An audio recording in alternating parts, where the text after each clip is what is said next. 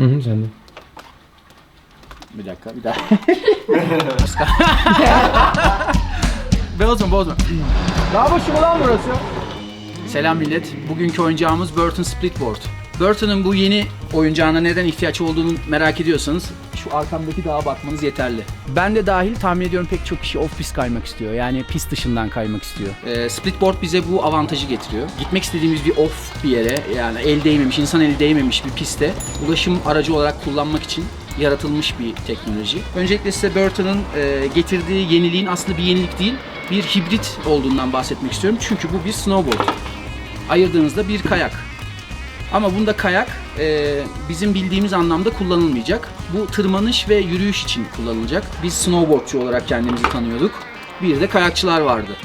Şimdi bu iki materyal birbirine birleşti. Split'i oluşturdu. Biz tabii yine bunun %80 oranında bence, benim kanaatime göre, %80 oranında bunun snowboard tarafını kullanacağız. Kayak olarak adlandırdığımız tarafını tırmanış ve yürüyüş için kullanacağız.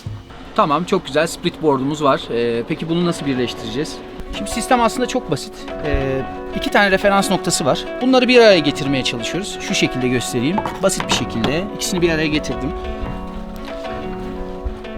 Hafif bir kaydırma hareketiyle gördüğünüz gibi birbirine kavuştular. Şimdi burada klipsleri var. Nose'daki klipsi kapatıyorum. Böylelikle snowboard'un burun kısmı stabilize olmuş oluyor. Aynı şeyi tail için yapıyorum. Ve evet, kayağımız artık bir splitboard'a dönüştü. Bağlama temel olarak ray mantığında çalışıyor. Bunları ray gibi düşünelim ve bu yerine bağlama bu şekilde kaydırılarak gidiyor. Evet, bağlama artık yerinde. Burundaki klips mekanizması, evet gördüğünüz gibi bu sesi duyduk ve artık bağlamamız board'a gayet sağlam bir şekilde bağlandı. Nasıl, şimdi snowboard'a benzedi değil mi? Bence alıştığımız görüntü bu. Bakalım şimdi kayağa nasıl benzeyecek? Az önce yaptığımız işlemi tersine yapıp bağlamaları önce çıkartmamız gerekiyor. Şimdi buna kayak diyoruz ama aslında bu ülkemizde pek olmayan touring kayağı diye bir şey var. Biz de şu anda bir kayak oluşturmuyoruz aslında. Bir touring yürüyüş kayağı oluşturuyoruz. O da şöyle olacak. Bu tip kayakların en büyük özelliği de topukların hareket ediyor olmasıdır şu şekilde. Buradaki pimler bu mekanizmanın içine giriyor. Basitçe. Ve kilitledim. İşte size bir tur kayağı. Splitboard'umuzu kayak haline çevirdik. Ama tahmin edersiniz ki yokuş yukarı çıkacağız. Tabii ki de çıkmaya çalışırken altımızdan kayacak. Bunu engellemek için Burton şöyle bir ürün hazırlamış. Bu şekilde bir kumaş parçası diyeyim ben. Üzerinde yönü var. Yani yön derken mesela elimi şöyle sürdüğüm zaman kolay gidiyor. Fakat tersi yaptığımda çok ciddi bir şekilde elime batma hissi hissediyorum. Bunu nasıl monte edeceğiz? Bunun bir ön tarafı bir de arka tarafı var. Bu tail'a gelecek. Bu da nose'a. İki tane tırnak var. Gördüğünüz gibi iki tırnak var. Bunlardan bir tanesi iç kenara, bir tanesi de dışarı geliyor. Zaten otomatik kendi yerine oturuyor.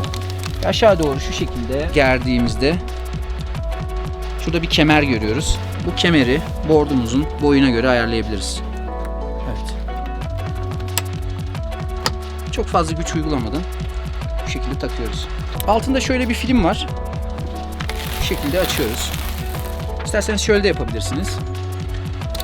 Nose'u yerine yerleştirip tam kenara sıfır gelecek şekilde şu şekilde alttan da filmi çekerek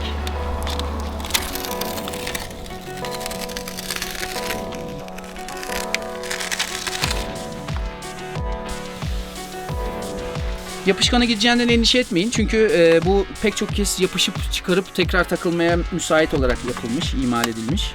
Evet. Artık bizi yokuş yukarı kaydıracak olan tabanımız hazır. Evet, splitboard hakkında bir fikrimiz var artık. Şimdi artık sahada ne olacağını görmeye kalıyor. Bence çıkalım. Saklı kentin bu güzel manzarasında, hava da güzel. Bu splitboard'umuzu bir test edelim bakalım neler yapabiliyormuş. Sonunda dağa çıktım. Şimdi splitboard zamanı. Arkada el değmemiş yerler var. Keşfetmek için çok sabırsızım.